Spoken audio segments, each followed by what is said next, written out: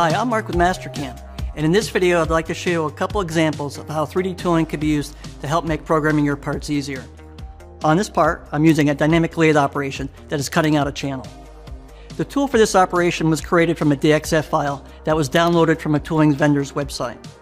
When I backplot the tool path, we can see the tool holder hits the part. Because the custom tool being used is only a 2D representation, Mastercam isn't aware of the curvature of the holder. What we can do to fix this issue is create a 3D tool. I can launch the tool designer by going into the lathe tool manager and right-clicking in the part or library windows, or by opening the parameters for my tool path and right-clicking in the tool display window. Once the tool designer opens, I need to give the new tool a name, select the type of tool from the tool type dropdown, and set an offset number. On the insert page, I need to select the step file that I want to use for the shape of my insert. And I need to define the corner radius, which I can enter manually or select from the model. Using a 3D insert means that Mastercam can properly represent the relief angle of the cutter in backplot and simulation, which you can't do with traditional 2D lathe tools. On the holders page, I select the step file that defines the shape of my holder. I also need to define the machine connection plane, which is the rear face of this holder.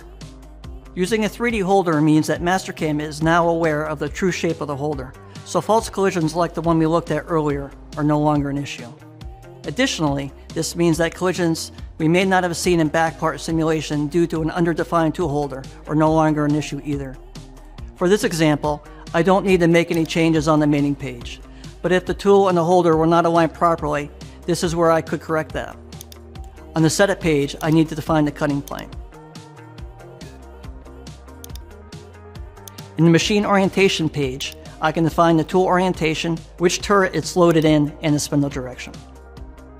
New in Mastercam 2020, the tool designer will automatically populate the compensation page based on the tool geometry and the machine orientation settings you defined. At this point, I can click the green check to finish creating my 3D tool and select it from my tool path.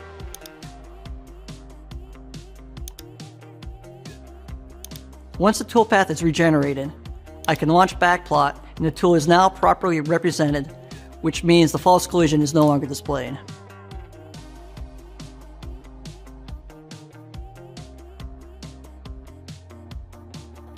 Another example where 3D tooling is helpful is with face grooving. In this example, I have a shaft with a face groove that is using a center for support. If I tried to program this tool path with a standard 2D tool, there is no way I would be able to get the precision I need or be able to accurately backplot or simulate this toolpath before posting it out. Thanks to 3D tooling, I can accurately represent a complex tool such as the one I'm using and get the results that I need.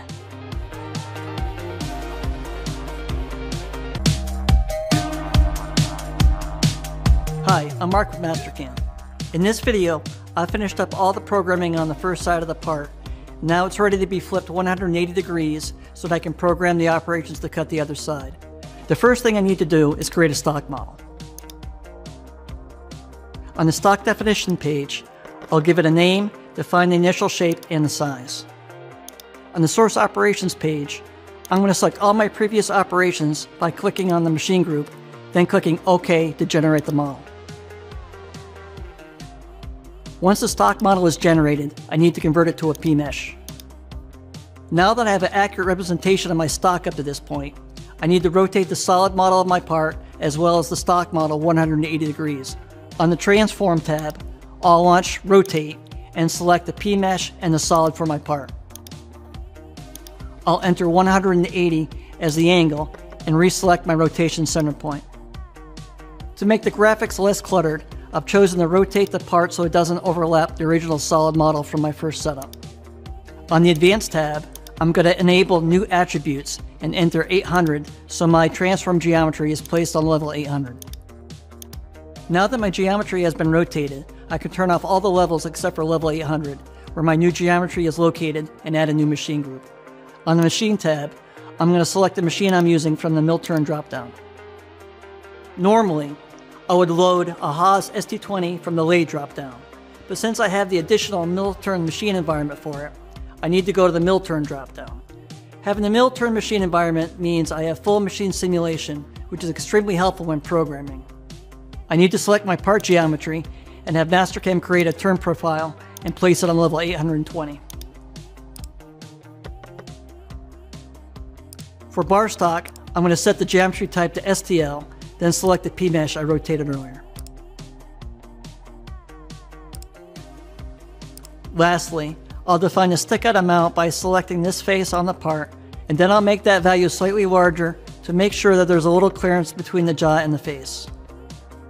At this point, I'm ready to cut the backside of my part, and thanks to just a few minutes worth of work, all my operations will be stock aware.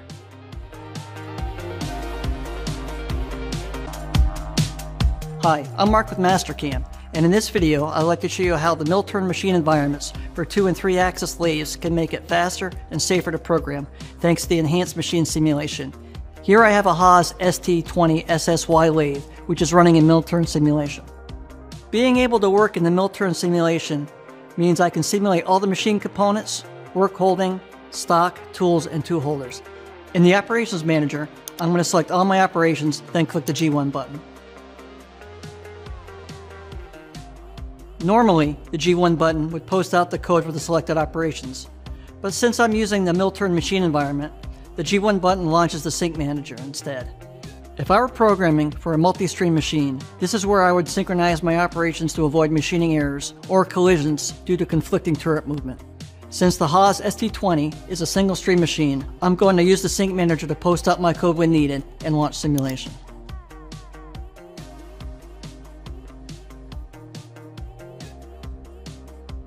If I was to look at the operations I selected in simulation, I can see that the tool for operation 29 is too short, so the turret and the tailstock would collide if I were to run this at the machine as it is right now.